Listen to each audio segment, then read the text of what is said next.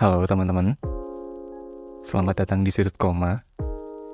Gue Novi Kurniawan dan hari ini gue mau ngebahas satu buku yang relatif berbeda dari buku-buku yang udah gue bahas sebelumnya. Dimana kalau biasanya gue ngebahas novel-novel fiksi, hari ini gue mau ngebahas sebuah buku puisi.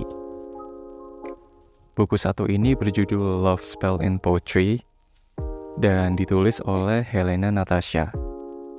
Iya, buku ini ditulis oleh autor dari Indonesia, tapi bukan berarti puisi-puisinya nanti akan berbahasa Indonesia ya.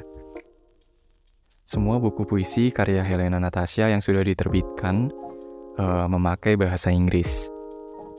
Buku ini sendiri diterbitkan oleh penerbit Pop, dan seperti biasa gue mau mengapresiasi cover design dari buku satu ini, karena ya, selain karena bagus, desain cover buku satu ini tuh lebih ke elegan kali ya.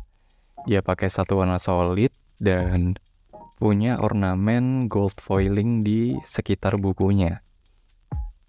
Cover buku yang cantik dan elegan ini didesain oleh Teguh Tri Erdian, dan Mas Teguh ini sendiri menerapkan treatment cover yang sama untuk buku keduanya, yang tentunya juga akan gue bahas di episode kedepannya. Untuk buku pertama ini, nuansa covernya adalah merah, lebih tepatnya merah marun kali ya.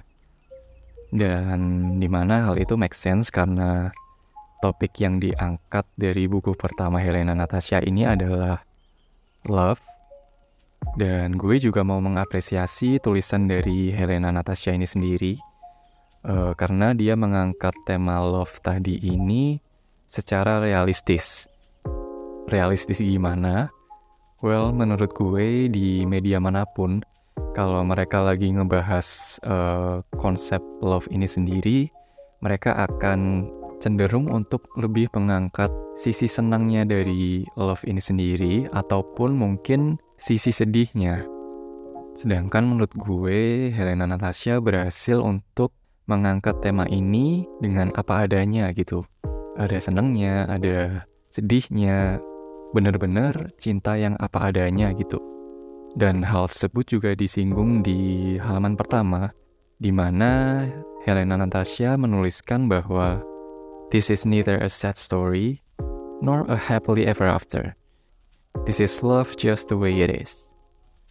So ya, dari opening pun gue udah dibikin suka sama buku ini. Setelah opening tadi, kita akan menikmati puisi-puisi yang ditulis oleh Helena Natasha. Puisi-puisi yang bertemakan cinta yang apa adanya, dan dibagi menjadi 3 babak atau 3 fase. Fase pertama ada The Bubble, yang berisikan mungkin honeymoon phase kita ya, waktu kita pertama kali merasakan cinta itu tadi gitu. Yang masih buta-butanya, yang masih manis-manisnya, ya semuanya lah. Kemudian kita akan masuk ke fase kedua, yaitu The Game, dimana bisa dibilang ini fase downhill-nya kali ya. Fase dimana kita ngerasain pahitnya, sakitnya, dan sebagainya.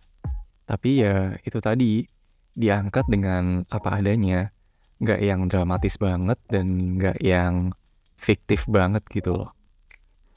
Kemudian kita akan masuk ke fase terakhir, yaitu The Love, dimana menurut gue ini adalah fase dimana kita mulai bermuara kali ya.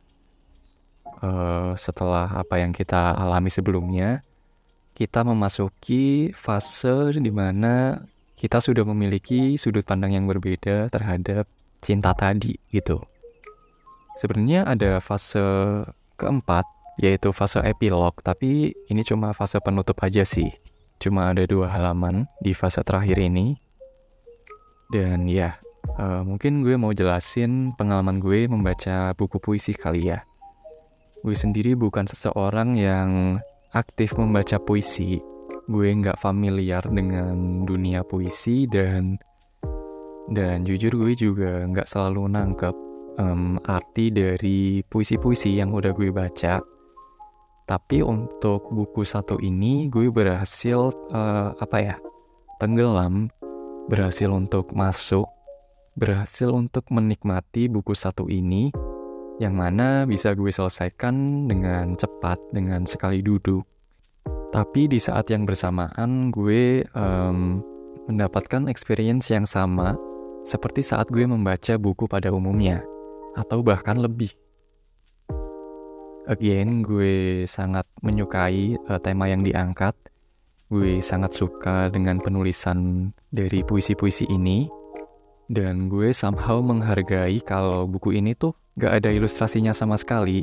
Dimana kalau gue ngelihat buku-buku puisi, terutama yang di Indonesia ya, sekarang kan banyak yang pakai ilustrasi gitu kan. Bukan berarti itu jelek ya, bukan berarti hal tersebut hal yang buruk. Cuma dengan absennya ilustrasi di buku ini, gue jadi bisa lebih masuk dan lebih bisa mendalami tulisan-tulisan yang ada gitu. Mungkin yang bisa gue bahas cuma itu aja, karena gue berpendapat kalau kalian harus baca sendiri puisinya untuk mendapatkan experience dari buku ini sendiri. Dan ya, terima kasih sudah dengerin. Gue Nobi Kurniawan dan sampai jumpa di halaman selanjutnya. Thank you.